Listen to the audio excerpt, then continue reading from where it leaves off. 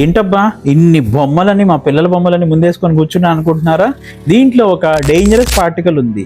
అదేంటో తెలుసా? అదేనండి ఈ రిమోట్స్ లో ఉండే బ్యాటరీస్ అండి. సో రీసెంట్ గా మాకు ఒక ఇన్సిడెంట్ జరిగింది, దాన్ని నేను మీతో ఇవాళ షేర్ చేసుకుంటాను. నేను మీ doctor Balakrishna Reddy Palnati, consultant paediatric intensivist from KIMS cuddles Guntur. ఏం జరిగింది అనుకుంటున్నారా? పిల్లలు ఇంట్లో ఆడుకుంటున్నారు, అమ్మ నాన్న వంటగదిలో వంట చేస్తూ ఉన్నారు. సడన్గా అన్న వచ్చి చెప్పాడు, తమ్ముడు ఏదో మింగాడు నాన్న, నాకు తెలియదు అని. తీరా వెళ్ళి చూస్తే బ్యాటరీ ఒకటి మిస్సింగ్. మరి పేరెంట్స్ హర్రీ బరీ అయిపోయారు. వెంటనే ఆ బాబుని మా హాస్పిటల్ తీసుకొచ్చారు. తీరా స్కానింగ్లు, ఎక్స్రే అన్ని చూస్తే ఆ బ్యాటరీ అనేది మనకి పొట్టలో ఉండిపోయింది. పొట్టలో బ్యాటరీ ఉంటే ఏమవుతుందండి? బయటకు వచ్చేస్తుంది అనుకుంటున్నారా? ప్రతిసారి రాదండి, ఒక్కొక్కసారి పొట్ట పేగులు ఇరుక్కుపోతుంది, అలాగే అది డేంజరస్ కెమికల్స్ రిలీజ్ చేస్తుంది.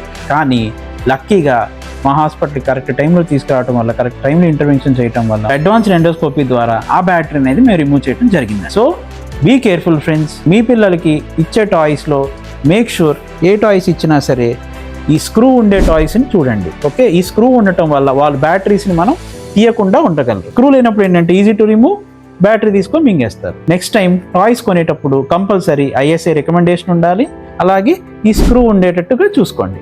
సో దానివల్ల ఇటువంటి అనర్థాలను మనం ఆపొచ్చు. Thank you.